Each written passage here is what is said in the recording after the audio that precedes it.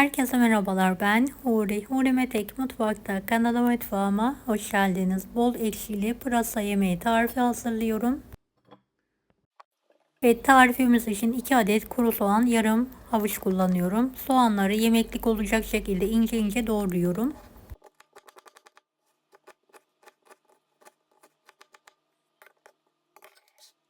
Soğanları tencereye alıyorum.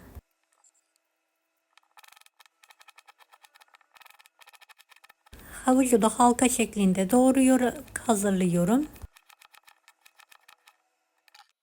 Evet, biraz zeytinyağı gezdirerek kokusu çıkana kadar kavuralım. 1 kilo pırasam var, yıkadım. Beyaz kısımları şöyle verev verev kesiyorum.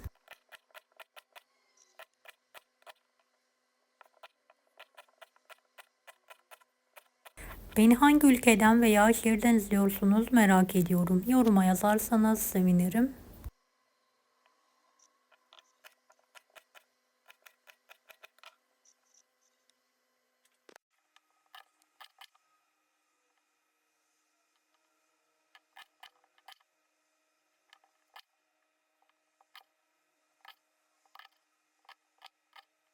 Bir tane büyük limonu da ortadan keselim.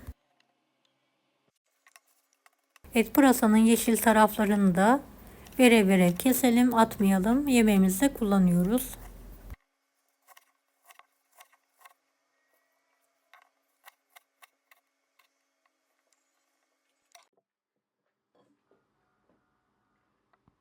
Bir tane limonu da sıkarak hazırlayalım. Soğanlar kokusu çıkınca havuçları ekleyelim. Birlikte 1-2 dakika kavuralım.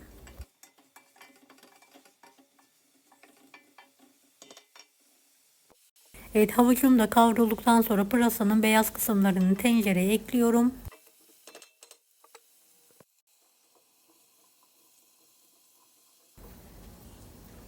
Daha sonra şöyle bir karıştıralım.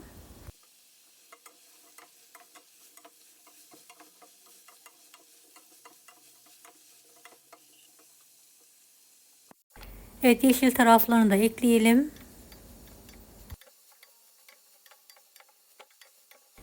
Evet, biraz ekliyorum. Daha sonra karıştırıyorum. 1,5 tatlı kaşığı tuz, 2 tatlı kaşığı toz şeker ekliyorum ve karıştırıyorum. Kapağını kapatarak biraz yüksek ateşte pişirelim. Evet, tekrardan karıştırıyorum.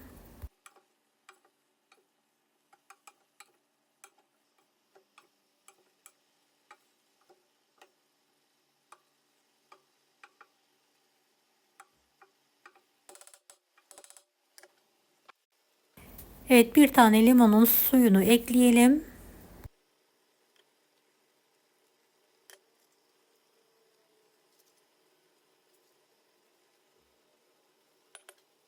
Bir miktar da su ilavesi yapalım. Kapağını kapatarak kısık ateşte yumuşayana kadar pişirmeye bırakalım. Pırasanın beyaz kısımları yumuşadıktan sonra 3 yemek kaşığı yıkanmış pirinci ekliyorum.